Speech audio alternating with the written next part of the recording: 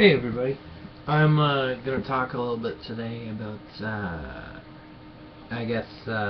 playing things different ways and being self-taught. And a lot of us cool cats at home are self-taught. So, there's different ways of learning. Like there's the guitar magazine, which most of us have like a plethora of. And, I really enjoy reading those. I've picked up a lot about different gear and different routes that people have taken in order to get to where they are recording and in their career-wise, that is. So yeah, and then there's listening by ear, there's taking lessons, there's all kinds of different ways. And I've learned a couple different combinations of those ways. Most of the theory I picked up has come from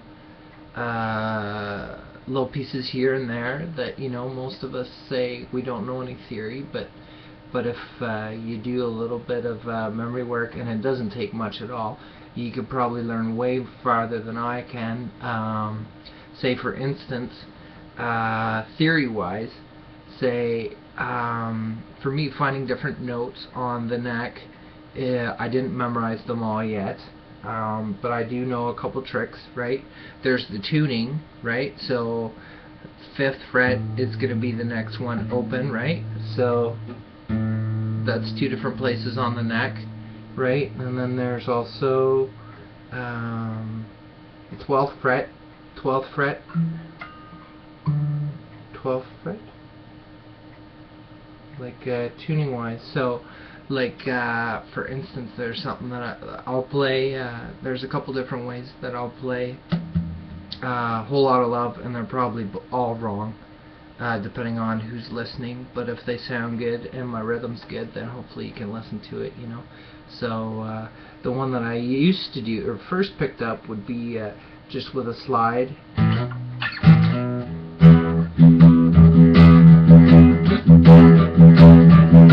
Right, and then you're hitting some open strings, which, because you're at the 7th fret, then you can make a nice, really cool power chord.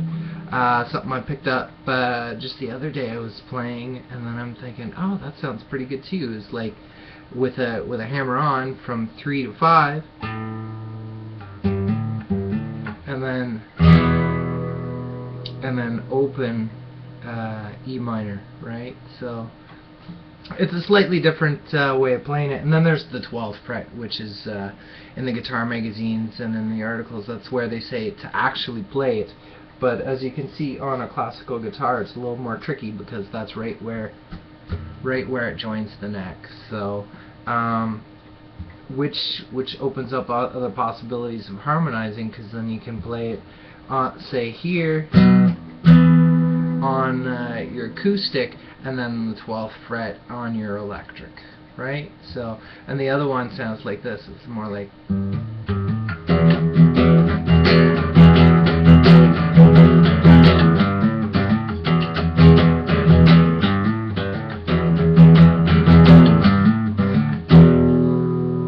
as opposed to,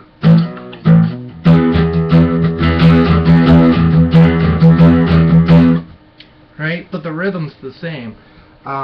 So part of my limitations, abilities and limitations, my ability is to play rhythm and to keep time. And I may not be the fanciest player in the book, but occasionally when I get together with a lead player, specifically I have a good friend that plays lead, and then he'll play the rhythm and force me to play lead. And that's it makes me very self-conscious, for one thing, but that's part of what we all have to get over. And so then he and it's funny because he's so trained, like he can play backwards and sideways and do backflips around what I'm playing when he's doing the lead, but when he does rhythm, I'm forced to try and figure out what key it is first, right? So the chord progression, is 1, 3, 5 usually. So so then say if we're playing an A, something with A D and C, if I recall correctly, or whatever. If it's in the key of 5, then I'll use my E string and I'll count up to where A is, right? So that's at 5 at the 5th fret, and then I know where to play in position.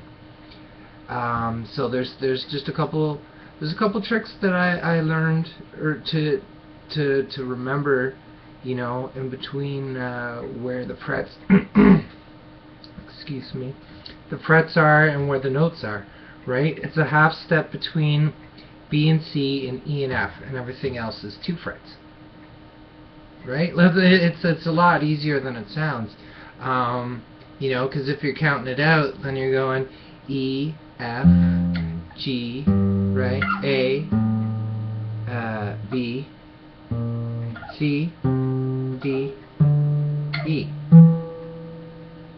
right?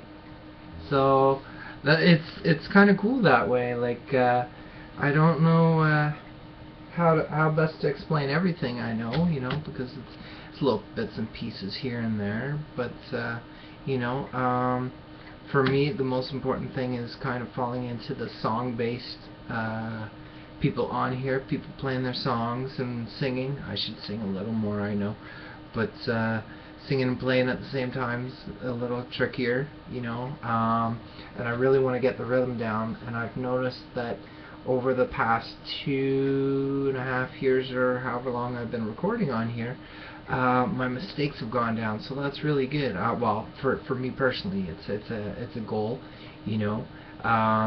So like if I had a metronome on and I'm playing, you know, it would be my mistakes are getting farther and farther apart, you know. It wouldn't be like mistake, you know.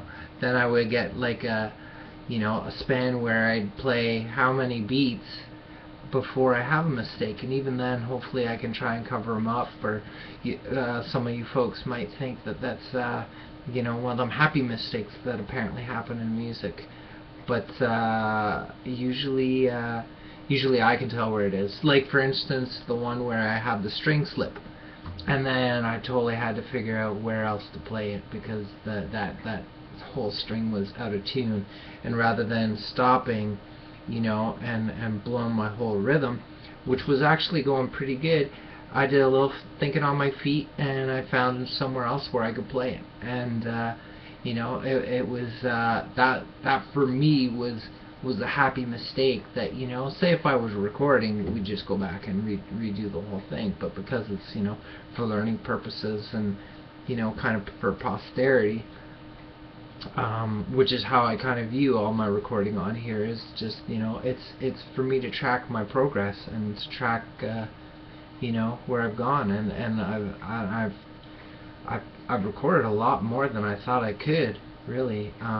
You know, granted, I have done the same songs a couple times, but hopefully each time they're a little better, and then I can edit them together, and then yeah, luckily enough, I do have a good sense of rhythm occasionally, and then they match up pretty good. So yeah, so check out some of my medleys if you want, and some of the ones that are edited, like there's a couple Hey Joes, there's Smashing Pumpkins I did today a couple times. I'm probably going to do When Cries Mary again sometime soon. That's a really good tune. Hopefully I'll sing it too. There's a lot of verses to remember, so and I don't want to, you know, forget too many of the words, because luckily enough, I'm trying to sing the right words and not what I hear, because if you knew me personally, usually I hear the words pretty wrong anyway, even when I'm not, you know, being a fool and singing the wrong words on purpose. Anyways, everybody keep your guitars strung up and in tune, and keep cuddling them when you're not holding someone else. Have a great day.